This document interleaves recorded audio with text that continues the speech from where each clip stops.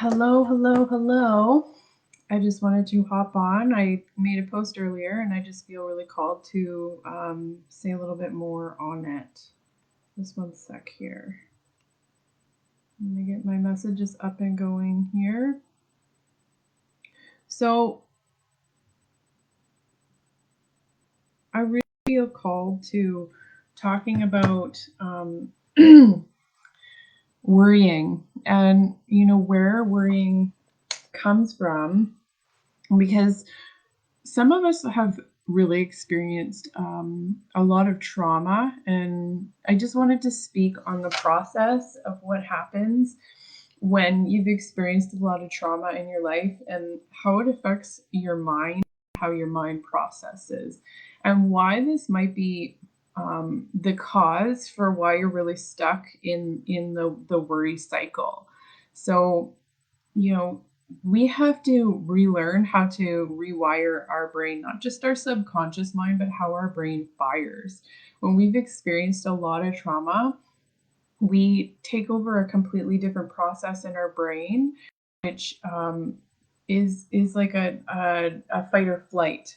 We're constantly living in fight or flight, and when we're constantly living in fight or flight, it overstimulates the process in our mind, which causes anxieties and worry, and we get stuck in over worrying. And I, have talked in the post about you can't be in the vibration of gratitude and flow and ease when you're stuck in this rut. So maybe helping some people here.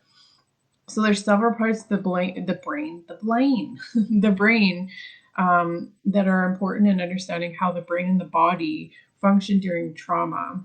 They include the front of your brain, the prefrontal cortex, the limbic system, which is associated with the center of your brain, and the brain stem. When a person experiences, some trauma, adrenaline rushes through the body, and then the memory is imprinted into the amygdala, which is part of the limbic system. The amygdala holds, your emotional significance of the event, including the intensity, the impulse of emotion.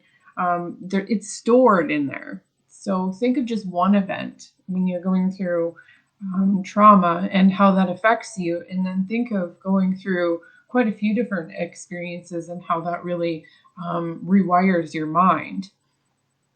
So, an example would be being on a roller coaster. Your sensory information is fear, speed, stress, excitement. The amygdala can read the emotional significance of the event, and it's a fun ride, which you'll be off in 3 minutes. The amygdala stores the visual images of trauma as sensory fragments, which means the trauma memory is not stored like a story, rather by how our five senses were experiencing the trauma at the time it is occurring. The memories are stored through fragments of visual images, smells, sounds, taste, and touch, which is why you can be triggered by any one of these things when something is stored in there. So, say, cigarettes is something that you associate with a trauma, and you walk by somebody and they smell like cigarettes, and then all of a sudden, you start sweating and you can't think clearly. This is, a PTSD reaction. And when you're stuck in these things, people can talk about mindset all they want. It is really difficult to shift yourself out of that if you don't have the education in order to do that. So after trauma, the brain can easily be triggered by sensory input over and over and over again. So if you have, very ingrained triggers in your mind, you could be stuck in this cycle of PTSD that is causing worry, that is causing panic, that is causing you to fear everything in life because it is there to keep you safe. And that is all we've ever known, a lot of us, for part of our life. And I think the biggest thing is becoming aware of how your mind works, because if you don't know how your mind works, you cannot override this cycle that is happening over and over and over again. So the front of your brain is known as the prefrontal cortex. It is the rational part of your conscious lives. Processing and reasoning occurs, and we make meaning of language. When a trauma occurs, people enter into fight or flight and freeze state, which can result in the prefrontal cortex shutting down. The brain becomes somewhat disorganized and overwhelmed because of the trauma. While the body goes through this survival mode and shuts down the higher reasoning and language structures of the brain. The result of the metabolic shutdown is a profound imprinted stress response. So I'm going to read that again, because if you're stuck in this and this is happening over and over again, it's not because you're not good at shifting your mind. It's not because, other people are finding it easier than you. It is simply because something is literally shutting down the reasoning part of your mind. So, how can you be expected to flow in gratitude? How can you expect to be thinking rationally and consciously when that part of your brain is literally shut down because you're stimulated in a PTSD trauma response? And trauma responses can happen after being triggered, and your entire rational part of your mind shuts down. And how are you supposed to get out of this cycle? Well, you do this through understanding, and you do this through recognizing when it's happening and teaching your mind to get out of it. And those are ways that I can teach. So I'm going to read that again. I have it typed out because it is a lot of information, and I just wanted to make sure that I was, articulating it properly. So the front of our brain, known as the prefrontal cortex, so this part of your brain is the rational part where consciousness lives. Processing and reasoning occurs, and we make meaning of language. When a trauma occurs, people enter into fight, flight, or freeze state, which can result in the prefrontal cortex shutting down. The brain becomes somewhat disorganized and overwhelmed because of the trauma. While the body goes into a survival mode and shuts down the higher reasoning and language structures of the brain, the result of the metabolic shutdown is a profound imprinted stress response. So be kind to yourself. Understand that if you've been, struggling and struggling and struggling to try to get into the vibration of gratitude because people are teaching that it's what helps you manifest, and you're having troubles manifesting, this is probably a huge reason why. If you've experienced a lot of trauma, you have some processes that need to be put into place before all of this is going to flow for you. So EMDR is a really good reprogramming for that. What you want to do when you're in a trauma response or a trigger, like a severe trigger that is causing you to not think rationally, causing you to have panic and anxiety to the point you can't control it, is you want to stop.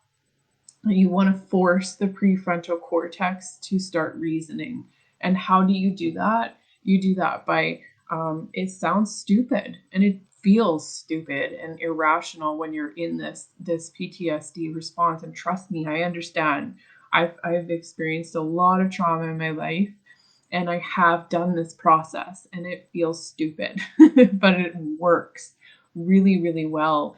And that's, to identify 5 things around you that you can see, and you have to start becoming aware when this is happening. And a big way to do that is to listen to your body. When your body is sweating and you're in a panic state, that could be a identifier that you're having a PTSD trigger response, and your reasoning factor is shutting down and you're getting caught in this cycle of worry. And how do you get out of that is 5 things around you that you see. 5 things around you that you can touch, 5 things around you that you could smell. You don't have to smell them in the moment, but things that could smell. 5 things that you could hear around you. You need to start forcing your mind into the moment instead of doing this cycle, shutting down the front of your reasoning factor in your mind and start becoming, aware. I can teach some further things to really help stop this cycle happening over and over again. I spent a good, year and a half doing this. Mm. So to calm those regions of the brain, we start a bottoming up processing, utilizing the kinds of treatment that will soothe and calm the body. So these are things that I can help with. When someone is activated or in hyperarousal state. So hyperarousal state is that cycle that I'm talking about. Hyperarousal, your front of your reasoning factor is not working because your body is in fight or flight or freeze, and it isn't thinking about reasoning. It is thinking, I have to survive. And a lot of us that have experienced, traumas over and over again through life, this becomes a go-to system of our body, and it can happen so easily. It doesn't have to be triggered by huge things. It could just be the way somebody talked to us. It could be something somebody said. It's so easy for this to happen in the mind. When someone is in an activated or hyperarousal state, we do not want to ask them, traumatizing questions. So if you're trying to help somebody, be careful, relaying this information on. So what we want to do is just simply bring them back into the moment easily by asking them, some things that they could focus on and become aware, because that rewires. Each time that you spend time when you're going through this hyperarousal state or you're trying to help somebody in this state is getting them to rewire how that your brain functions when it goes into this state.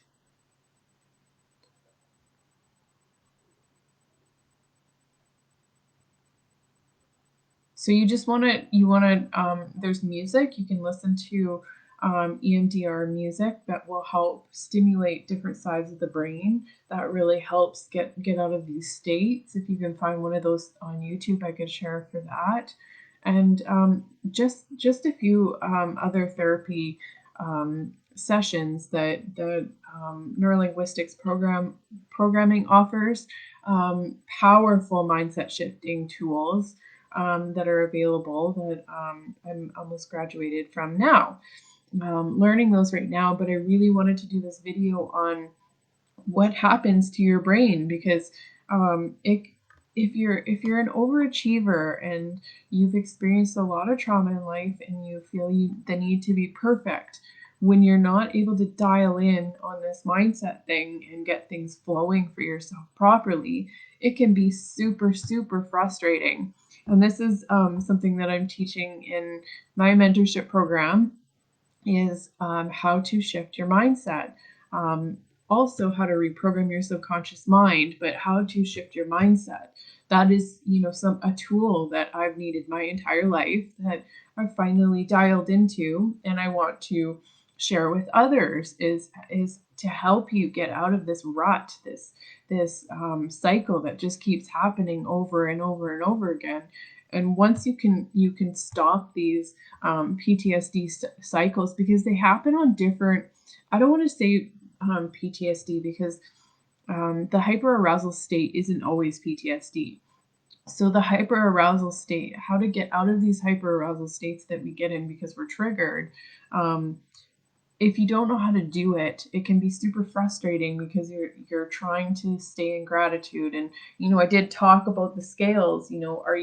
Are you spending your life worrying about things that haven't happened, and or are you being grateful and excited and having faith about the things that could happen? Because whichever side of the scale that you're tipping on is why it's continuing. It's why you're stuck in this cycle.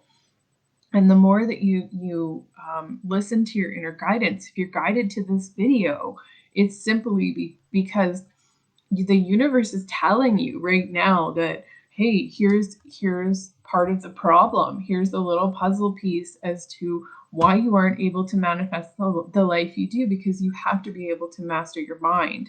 And your mind is different levels. You know, there's the subconscious mind and then there's the conscious mind. And the conscious mind, if you're still busy freaking out and stressing and worrying and panicking and grasping at these ideas of what could happen and what could go wrong. You know, as a society, we've been taught this because our family members come from a line of people that went through the Great Depression, they went through war, they went through the like the Holocaust.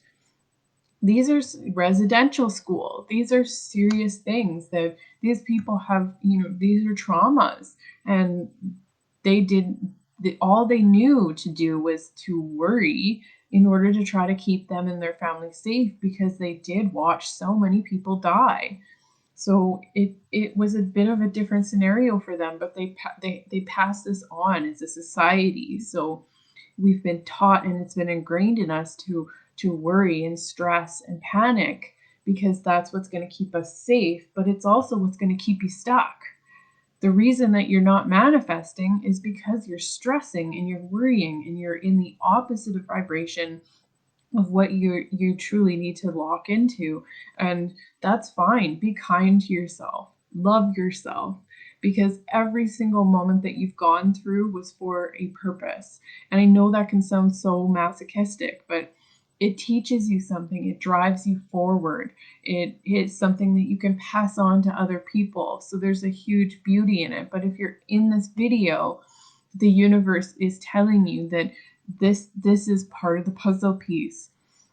If you can do anything, it's start looking into how to override hyperarousal states. That's anxiety, that's worry, all of those upper energies that were passed down through generations of how to keep yourself safe. Okay, well, we're not asking for what's going to keep our life safe. We're trying to manifest and create. And I can help you with that process. If you go to Mind Body Soul Healing, so www.mindbodysoulhealings with an S.ca, and you look at mentorship program, I have a 12-month mentorship program available that will help you with this shift. So I will include the information in the comments for you to check it out. So I really wanted to share that with anybody and everybody that really needed to hear that there is other processes other than the subconscious mind in manifesting. And until you can clue in and key in that piece in you, you're going to stay that crazy little fly banging against the window, getting frustrated. So now is your nudge. If you've hopped on this video, it was for a purpose. Reach out. Let's talk, because that's all I want, is to help people get the ease and freedom that I've received. So have a good day, you guys.